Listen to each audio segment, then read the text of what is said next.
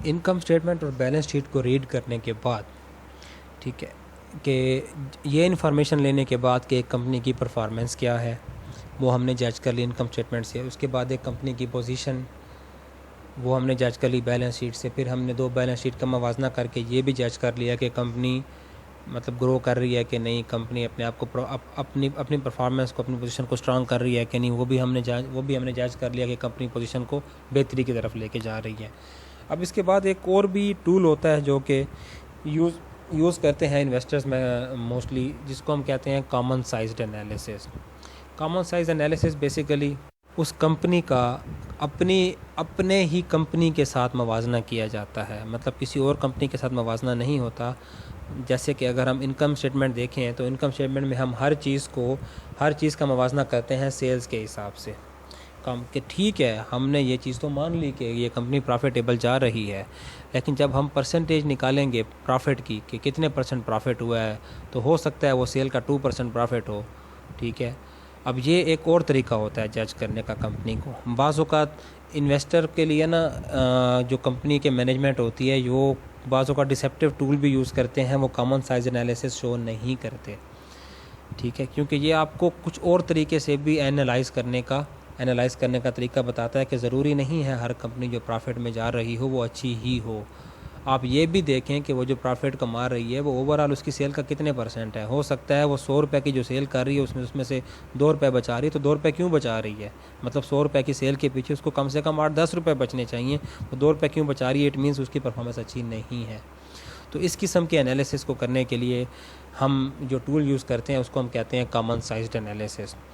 तो इसको हम जो डिफ़ाइन करते हैं तो वो हम ऐसे करते हैं कि common size analysis also referred as vertical analysis, इसको हम वर्टिकल एनालिसिस भी कहते हैं, is a tool that financial managers use to analyse financial statements. ये फाइनेंशियल स्टेटमेंट को एनालाइज करने के लिए फर्दर रीडिंग तो आपने कर ली फाइनेंशियल स्टेटमेंट की, आपको समझ आ गया सारी इन्फॉर्मेशन। अब वो इन्फॉर्मेशन कितनी एक आपके लिए यूज़फुल है और आप उसको कैसे एनालाइज कर सकते हैं, अब उसका एक पहला एनालिसिस टूल ये भी है। It evaluates financial statements by expressing each line item as a percentage of the base amount for that period. ये हर आइटम को परसेंटेज की फॉर्म में मेजर करता है। वो बेस कोई भी हो सकती है, आप बेस किस चीज़ को बना सकते हैं, आप सेल को बना सकते हैं, आप एसेट्स को बना सकते हैं, आप इक्विटीज़ को बना सकते हैं, आप किसी भी चीज़ को बेस बना सकते हैं, ये चेक करने के लिए कि इस चीज़ के मुकाबले में इस चीज़ की कितनी % आ रही है। वो अभी हम आगे जाके जब देखेंगे तो आपको इसको मज़ीद समझ आ जाएगा, ठीक है। तो the analysis help to understand the impact of each item in the financial statement and its contribution to the resulting figure. ये एनालिसिस आपको फाइनेंशियल स्टेटमेंट के हर फिगर की, हर आइटम की कंट्रीब्यूशन बताता है कि उस आइटम की कंट्रीब्यूशन क्या है फाइनेंशियल स्टेटमेंट में और उसका इम्पैक्ट क्या पड़ रहा है रिजल्टिंग फिगर पे। कि मतलब अभी तक तो हमने देख लिया कुछ मोटे मोटे आइटम हमने डिस्कस कर लिए कि ये जो फिक्स्ड एसेट, अर्निंग एसेट होते हैं, जो उसके अलावा करंट एसेट्स होते हैं, वो आपके ऑपरेशनल एसेट होते हैं वगैरह वगैरह। अब ये एक एक आइटम का हमने डिस्कस करना है कि एक एक आइटम का असर क्या होता है, उसका इम्पैक्ट क्या होता है फाइनेंशियल स्टेटमेंट के ऊपर और उसका क्या कंट्रीब्यूशन होता है जो आपका रिज़ल्ट आ रहा है, बेशक वो पॉजिटिव में आ रहा है या नेगेटिव में आ रहा है, उसमें किस किस आइटम का कितना कंट्रीब्यूशन है। तो हम सबसे पहले स्टार्ट लेते हैं इनकम स्टेटमेंट से। तो कॉमन साइज एनालिसिस के लिए जो इनकम स्टेटमेंट बनाई जाती है हम उसको कॉमन साइज इनकम स्टेटमेंट भी कह सकते हैं, ठीक है। तो अगर आप देखें तो ये वही इनकम स्टेटमेंट है जो हम पहले डिस्कस कर चुके हैं, वही एग्जैक्टली वही फिगर मैंने उठाए हैं, इसमें कोई चीज़ चेंज नहीं की, जस्ट एक कॉलम इंक्रीज़ कर दिया है कॉमन साइज एनालिसिस का। अब मैं हर चीज़ को एनालाइज करता हूँ इन टर्म्स ऑफ सेल्स। तो मैंने सेल्स को 100% कर दिया। आप किसी को भी बेस बना सकते हैं, लेकिन हम सेल्स को इसलिए बनाते हैं अमूमन क्योंकि सेल्स से ही हम एग्जैक्ट जज कर सकते हैं कि एक कंपनी की अगर इतनी आमदनी है तो उसके इतने सारे खर्चे क्यों हैं, या उसकी अगर इतनी उसकी आमदनी हो रही है तो एंड पे उसको मुनाफा इतना कम क्यों हो रहा है। तो इसलिए हम सेल्स को ही बेस बनाते हैं और नॉर्मली इनकम स्टेटमेंट में सेल्स को ही बेस बनाया जाता है। तो अभी जब मैंने इनकम स्टेटमेंट का कॉमन साइज एनालिसिस करने के लिए सेल को 100% किया तो फिर हर अमाउंट को मुझे सेल पे डिवाइड करना पड़ा उसकी परसेंटेज निकालने के लिए। जैसे कि कास्ट ऑफ गुड्स सोल्ड की अमाउंट है 44,693, इसको जब मैंने डिवाइडेड बाय 67,977 किया तो परसेंटेज आई 65.7। इसी तरीके से ग्रास प्रॉफिट को भी डिवाइड किया सेल के ऊपर, इसी तरीके से हर खर्चे को डिवाइड किया सेल के ऊपर, जिससे मुझे ये पता चला कि जो चीज़ मैं बना रहा हूँ, जो चीज़ मैं बेच रहा हूँ 100 रुपये की, ये लेट सपोज वो मुझे 65.7 रुपये की खुद पड़ रही है। मतलब जो चीज़ मैं बेच रहा हूँ उसमें ऑलमोस्ट 66% मेरी कास्ट है। अब जब 66% कास्ट है तो सोचने की बात है, मुझे एंड पे प्रॉफिट 4.9% क्यों बच रहा है, मुझे तो प्रॉफिट ज़्यादा बचना चाहिए। इट मीन्स मेरे काफ़ी सारे ऐसे खर्चे हैं, ठीक है, मुझे वो रिड्यूस करने हैं। कि जब 100 रुपये की चीज़ मुझे 66 रुपये में पड़ रही है, लेट सपोज 66 रुपये में पड़ रही है, तो 34 रुपये में से मेरे खर्चे 10 रुपये के या 20 रुपये के होने चाहिए।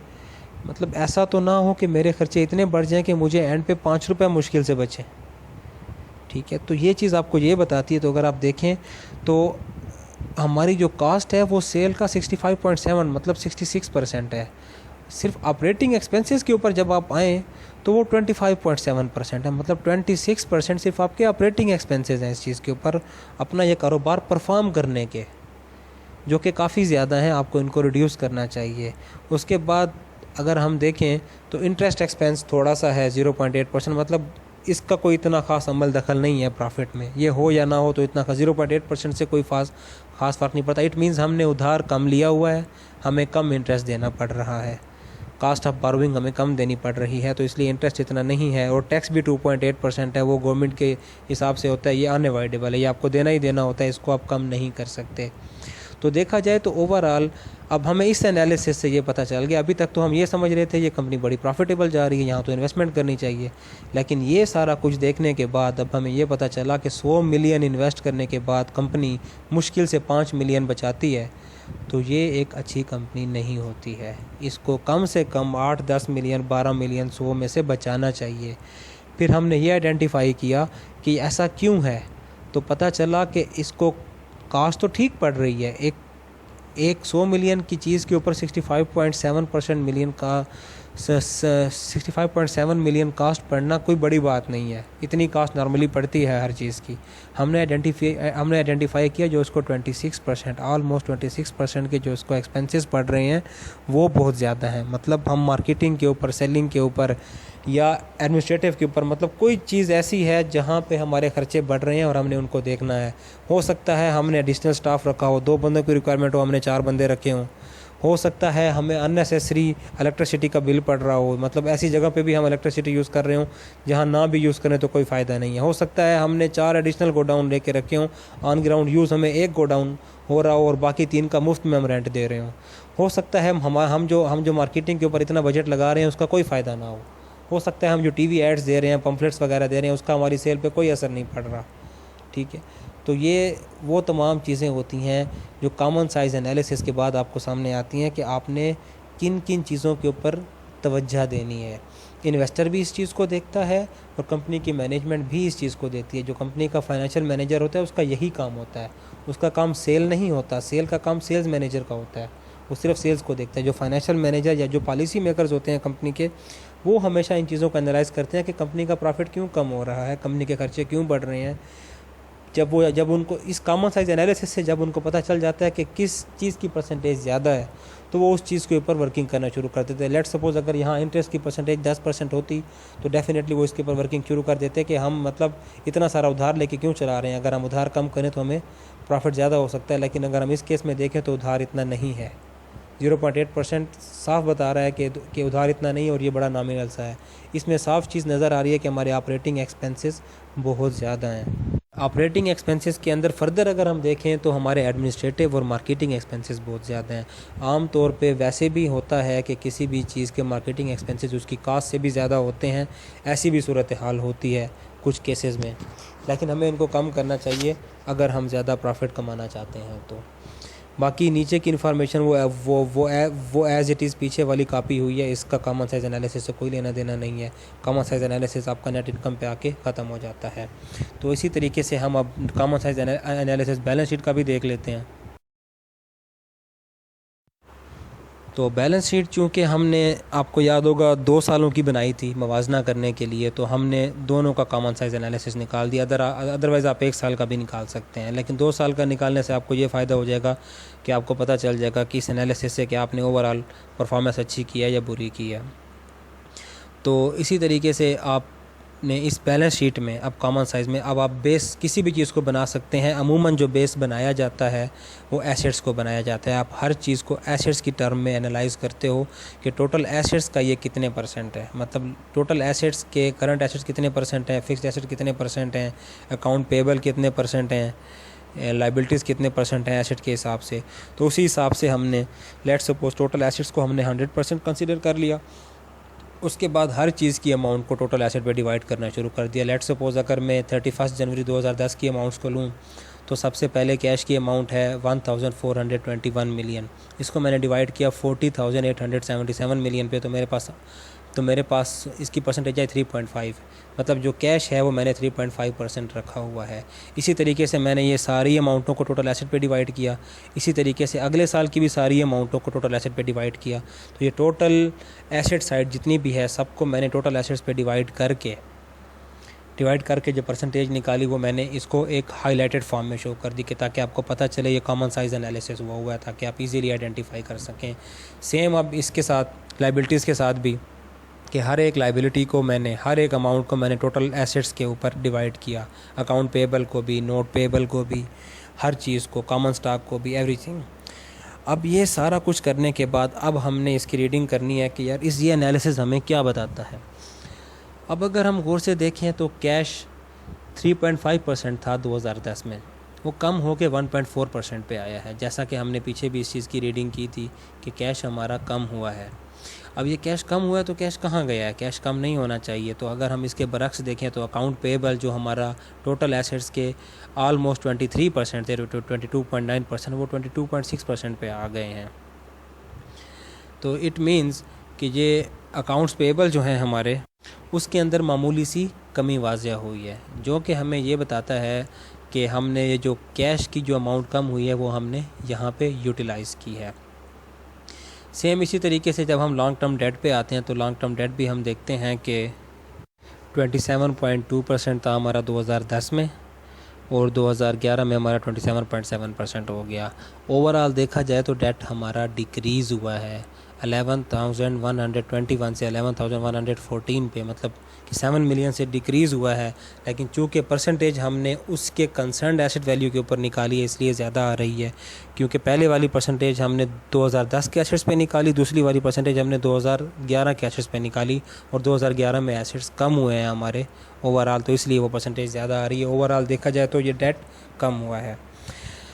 अच्छा, मवाजना करने के साथ साथ आप ये भी इसमें एनालाइज़ कर सकते हैं, जिस चीज़ के लिए कॉमन साइज़ एनालिसिस किया जाता है, असल जो इसका मकसद होता है वो ये चेक करना कि ये कंपनी जो भी है ये अपने एसेट्स को कितना अच्छा यूटिलाइज़ कर रही है। अब उस चीज़ का पता ऐसे चलता है कि अगर एसेट्स 100% हैं तो उसमें से कितने परसेंट उसने करंट एसेट्स में रखे हुए हैं, कितने परसेंट फिक्स्ड एसेट्स में। जैसे कि मैं आपको बता चुका हूँ कि फ़िक्स्ड एसेट में ज़्यादा होने चाहिए, करंट एसेट्स में कम, इतने कम भी नहीं कि आपका ऑपरेशन ना चल सके, लेकिन 50% से कम होने चाहिए। 50% से ज़्यादा आपकी रेशो फिक्स्ड एसेट्स में होनी चाहिए, क्योंकि ये आपके अर्निंग एसेट्स होते हैं, ये आपको कमा के देते हैं। करंट एसेट्स आपके ऑपरेशन में चलते हैं। तो अगर हम 2010 की रेशो देखें करंट एसेट्स की, टोटल करंट एसेट्स ये हैं 34%। 34% आपके करंट एसेट्स हैं, जो कि नॉर्मली एक अच्छी रेशो होती है। 34% करंट एसेट्स में आप अच्छा ऑपरेशन भी रन कर लेते हैं। और बाकी अगर आप देखें फिक्स्ड एसेट आपके, तो ग्रॉस फिक्स्ड एसेट तो 91% जा रहे हैं, लेकिन हम देखेंगे नेट फिक्स्ड एसेट को तो वो 62.5%, मतलब आपके जो अर्निंग एसेट्स हैं जिनसे आपने अर्न करना है, 62.5% ये भी हैं, 3.5% नीचे वाला भी है, तो ओवरऑल 65.5%, मतलब लगभग 66%। तो ये आपके वो एसेट्स हैं जो आपको कमा के दे रहे हैं, ये आपके अर्निंग एसेट्स हैं। मतलब आपके 100% में से ऑलमोस्ट 66% एसेट्स ऐसे हैं जो आपको कमा के दे रहे हैं, और ये एक अच्छी रेशो होती है। हर वो फर्म जिसके अर्निंग एसेट्स फिक्स्ड एसेट्स में 50% से कम की परसेंटेज आए कॉमन साइज़ एनालिसिस में, वो कभी भी अच्छी फर्म नहीं होती इन्वेस्टमेंट के लिए, बेशक प्रॉफिटेबल जा रही हो। तो कॉमन साइज़ एनालिसिस ये बताता है। इसी तरीके से आप 2011 के साल का भी एनालाइज़ कर सकते हैं, तो ओवरऑल परसेंटेज हमारे फिक्स्ड एसेट की सेम रही है, वो परसेंटेज ना कम हुई है ना बढ़ी है। मतलब ओवरऑल देखा जाए तो फिक्स्ड एसेट हमारे कम हुए हैं, लेकिन हमने साथ फिक्स्ड एसेट कुछ और परचेज़ भी किए थे, कम हमारे हुए हैं डेप्रिसिएशन की वजह से, कुछ हमने परचेज़ भी किए थे। तो ओवरऑल हमने उस रेशो को बराबर रखा है। इट मीन्स हमारी स्ट्रेटजी ठीक जा रही है, हमने अपनी कंपनी को स्टेबल रखा हुआ है। Same is the case with liabilities. हम लाइबिलिटीज़ पे आते हैं, अब देखते हैं कि जितने भी हमारे एसेट्स हैं हमने इनको कितने % उधार से फाइनेंस किया हुआ है और कितने % इक्विटीज़ से फाइनेंस किया हुआ है। जैसा कि मैं आपको पहले बता चुका हूँ, एक अच्छा मिक्सअप समझा जाता है 40-60 का, कि 40% मैक्सिमम 40% उधार होना चाहिए और 60% आपका इन्वेस्टर से रेज़ हो, इन्वेस्टमेंट से रेज़ हो। तो ये एक अच्छा मिक्सअप समझा जाता है, एक आइडियल सिचुएशन समझी जाती है। अदरवाइज़ कभी भी 50% से ऊपर उधार नहीं होना चाहिए। अब इस सिचुएशन में अगर हम देखें तो टोटल लाइबिलिटीज़ 52.6% हैं 2010 में। अब ये वो सिचुएशन है जो कि एकदम इन्वेस्टर का माइंड बदल देती है। इससे पहले अभी तक हम ये डिस्कस कर रहे थे कि ये कंपनी बहुत अच्छी जा रही है, इस कंपनी ने अपनी पोजीशन को मेंटेन रखा हुआ है, इसने बहुत अच्छा परफॉर्म किया है, ये किया वो किया है। लेकिन इस एक एनालिसिस ने हमारे देखने का नज़रिया बदल दिया है। जब हमारी नज़र इस चीज़ पे पड़ेगी कि यार ठीक है कंपनी अच्छी जा रही है, उसने अपनी पोजीशन को मेंटेन किया, प्रॉफिटेबल जा रही है, लेकिन जब हमने ये एनालिसिस किया उससे हमें पता चला यार ये तो 52% उधार पे चल रही है। इसका मतलब ये जितना कमा रही है आधे से ज़्यादा तो इसका उधार की रीपेमेंट में चला जाएगा। खुदा ना खास्ता अगर लॉस हुआ तो इन्वेस्टर के हाथ में तो कुछ भी नहीं आना, सारा का सारा तो ये लेके चले जाएंगे जो हमारे जो हमारे कर्जदार लोग हैं वो लेके चले जाएंगे। तो यहाँ ये एक अलार्मिंग सिचुएशन है। और अगर 2011 में देखें तो 52.9 टोटल लाइबिलिटीज़ बढ़ी हैं और 50% से ऊपर होना ये कभी भी अच्छा साइन नहीं होता किसी भी कंपनी के लिए। इट मीन्स ऑल्दो ये 50 के करीब है तो फिर भी आप इसको कंसीडर कर सकते हैं थोड़ी बहुत इन्वेस्टमेंट के लिए, क्योंकि ये बहुत ऊपर नहीं है, लेकिन फिर भी इसको 50 से नीचे होना चाहिए था। तो ये एनालिसिस इसलिए ज़रूरी है, देखें कि इसने कैसे आपका थोड़ी ही देर में नज़रिया एक ही कंपनी के बारे में बदल दिया। अभी थोड़ी देर पहले जिसको हम प्रॉफिटेबल और बड़ी अच्छी पोजीशन वाली कंपनी समझ रहे थे, इस एक एनालिसिस की वजह से हमें उसका पहला ड्रॉबैक सामने आ गया।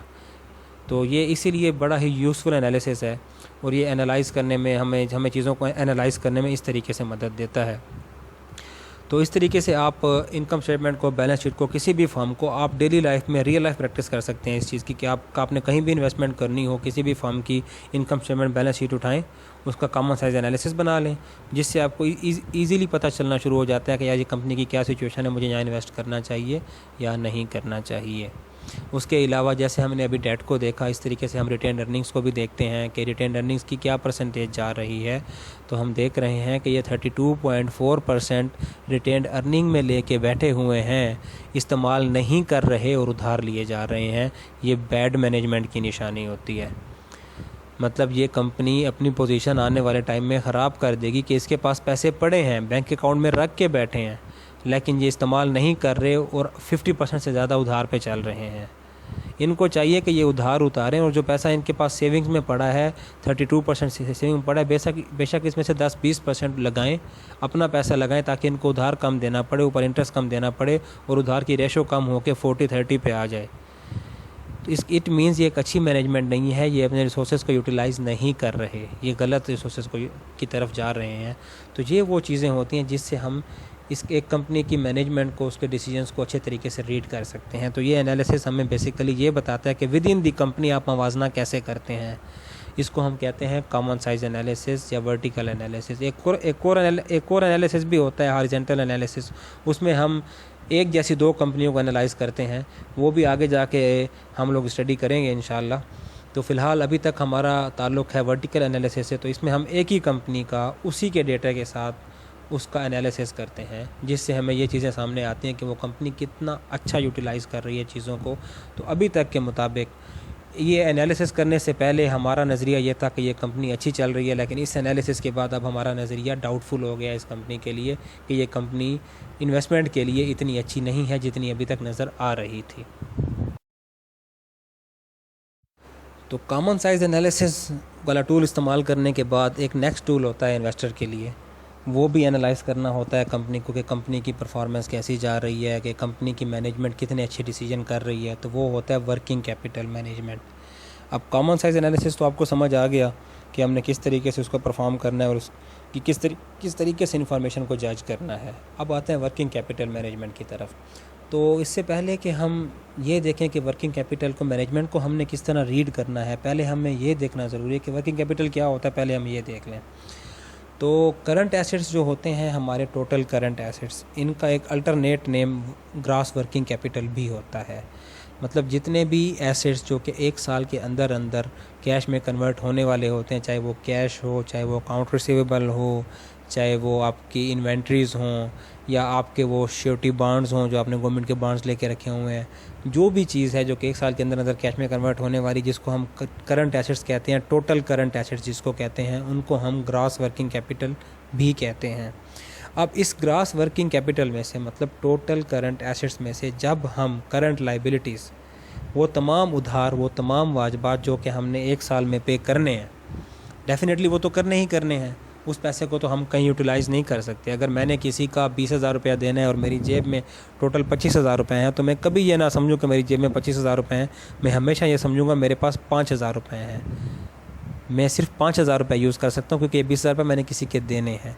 तो सेम यही जजमेंट होती है वर्किंग कैपिटल की, कि आपने ये जज करना होता है कि एक कंपनी के पास जो ग्रॉस वर्किंग कैपिटल है, उसके पास इस टाइम जितना कैश है या एक साल में कन्वर्ट होने वाला कैश है, उसमें से कितना उसने अभी उधार देना है, शॉर्ट टर्म डेट, जो कि इस साल देना ही देना है।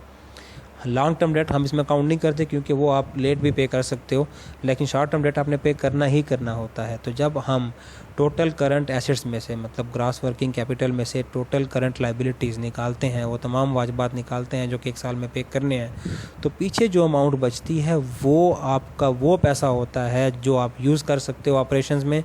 वो आपका वर्किंग कैपिटल होता है जिसको आप वर्किंग में लगा सकते हो, इसीलिए उसको वर्किंग कैपिटल कहते हैं।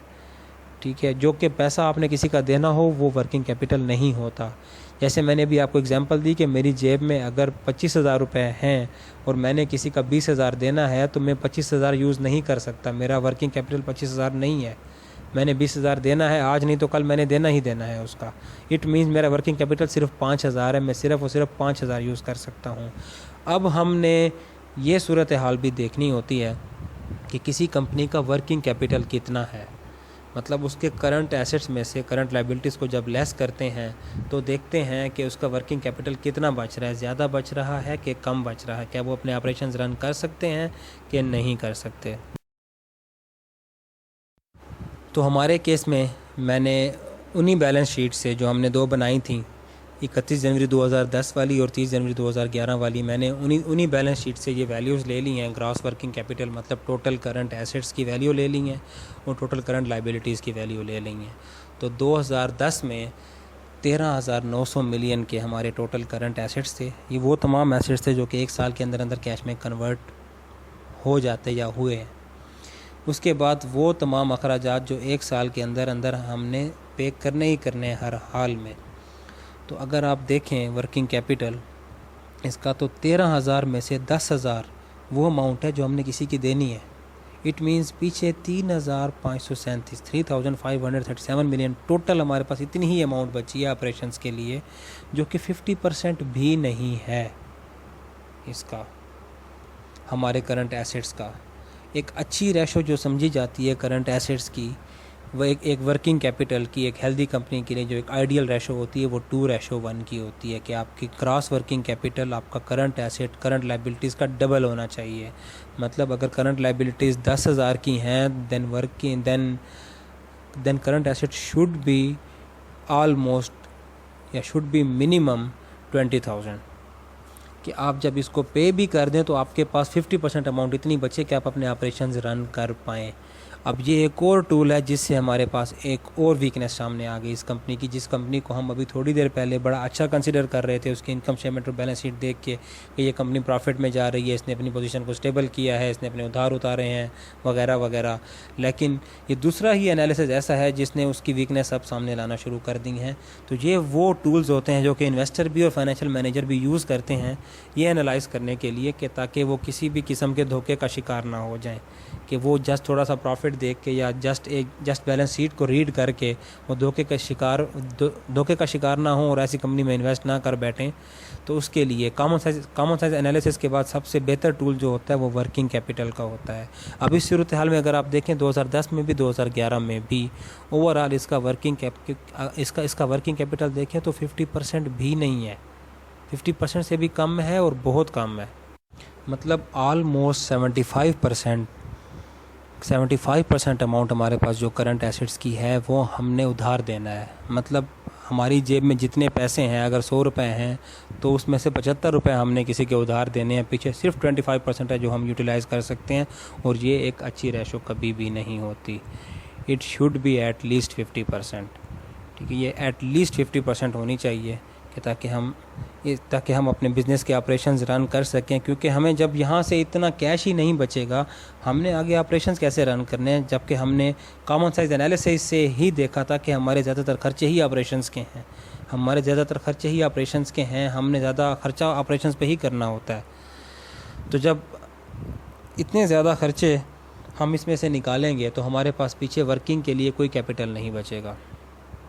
तो इसलिए इस दूसरे टूल से भी हमें ये बात सामने आई कि ये कंपनी इन्वेस्टमेंट के लिए फ़िलहाल एक अच्छी कंपनी साबित नहीं हो रही। तो स्टूडेंट्स, आज का लेक्चर यहीं ख़त्म होता है। एक दफ़ा फिर रिवाइज़ कर लेते हैं कि आज के दिन हमने क्या क्या स्टडी किया। आज के दिन हमने सबसे पहले ये स्टडी किया कि फ़ाइनेंशियल स्टेटमेंट्स क्या होती हैं और कितने टाइप्स की होती हैं। फिर उसके बाद हमने इनकम स्टेटमेंट को स्टडी किया, उसके कुछ बेसिक कंपोनेंट्स को स्टडी किया, उनको एक एक कंपोनेंट को हमने डिटेल में डिस्कस किया। फिर उसके बाद इनकम स्टेटमेंट की एक एग्जांपल हमने सीखी, वो देखा कि कैसे बनाई जाती है। फिर उसके बाद हमने बैलेंस शीट को डिस्कस किया, बैलेंस शीट की नेचर को डिस्कस किया, और उसके बाद बैलेंस शीट के कंपोनेंट्स को डिस्कस किया। एक एक कंपोनेंट को डिटेल में डिस्कस किया कि वो क्या होता है, उसका क्या मकसद होता है, उसको कैसे रीड किया जाता है।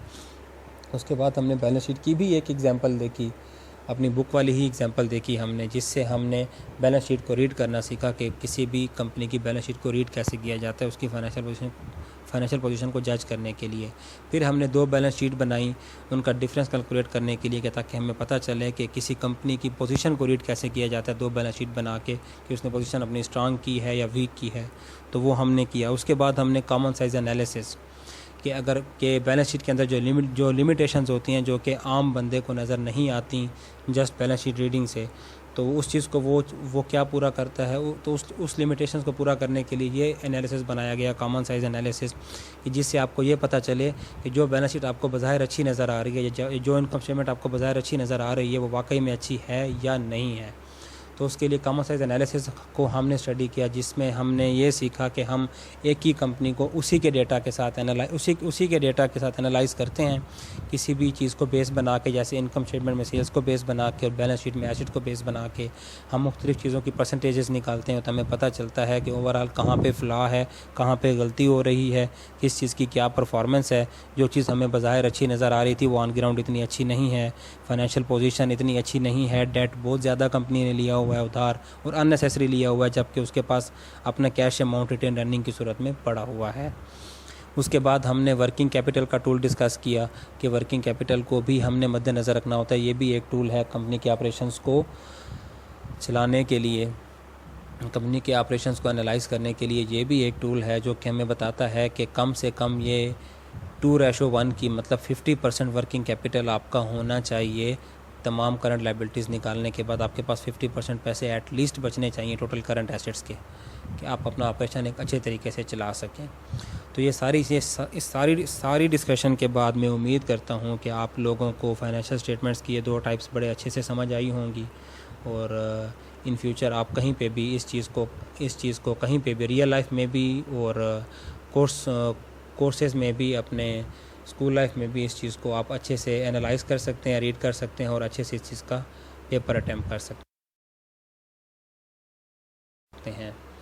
तो thank you for your time, और इंशाल्लाह अब बहुत जल्दी नेक्स्ट लेक्चर में मैं आपको कैश फ्लो स्टेटमेंट के बारे में बताऊंगा। अल्लाह हाफ़िज़।